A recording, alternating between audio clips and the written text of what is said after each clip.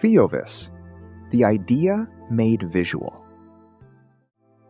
Stir cream into coffee, and it swirls, then blends, then sits there forever, uniformly brown.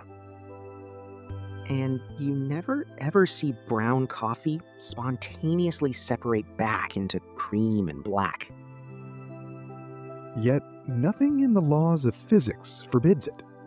That gap between what could happen and what does is the arrow of time, and its name is entropy. So, what actually is entropy?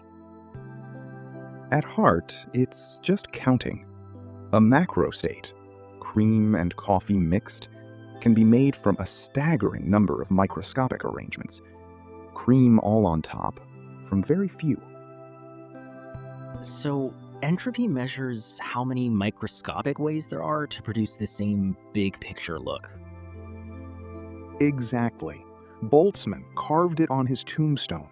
S equals K log W, where W is that number of arrangements. Picture gas in a box. All molecules in the left half is one tidy, special arrangement. But spread evenly can be made a colossal number of ways. So if the molecules just bounce randomly, they overwhelmingly end up spread out, not because they're pushed, but because spread out states vastly outnumber tidy ones. Start the gas neatly on one side and let it go. It floods the box and mixes. And to unmix, every molecule would have to be heading exactly the right way at once. Possible in principle, but so absurdly unlikely, you'd wait longer than the age of the universe. The second law isn't a force, it's overwhelming odds. Put a number on unlikely. The chance all 100 molecules randomly crowd into the left half is 1/2, multiplied by itself 100 times. That's about 1 in 1,000 billion billion billion. And a real gas has 100,000 billion molecules. So the second law of thermodynamics is really a law of probability wearing a lab coat. Entropy rises because high entropy states are almost everything. Here's the whole second law in a coffee cup. Cream drops in as a sharp, ordered swirl. And it blends smoothly and completely, and it will never, ever separate again. Every time you stir, you're watching entropy rise. The mixing is easy. The unmixing is a statistical impossibility. Track the entropy of the box over time, and it climbs, then flattens at the maximum, and stays there. And that rising line is the only thing in physics that tells past from future. A movie of orbiting planets looks fine run backward. A movie of mixing coffee does not. Entropy is the difference. Why the logarithm?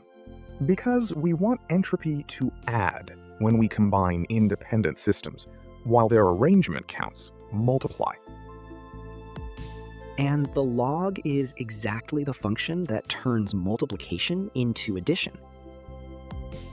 So doubling the number of arrangements always adds the same small step, k times the log of 2. Boltzmann's constant just sets the units. Wait, if the microscopic laws work equally well forwards and backwards, where does the one-way arrow even come from? This is the heart of it, and the honest answer surprises people. The dynamics are time symmetric. The arrow does not live in the laws. Then where? In the starting condition. Our universe began in an extraordinarily low entropy state, and it has been climbing ever since.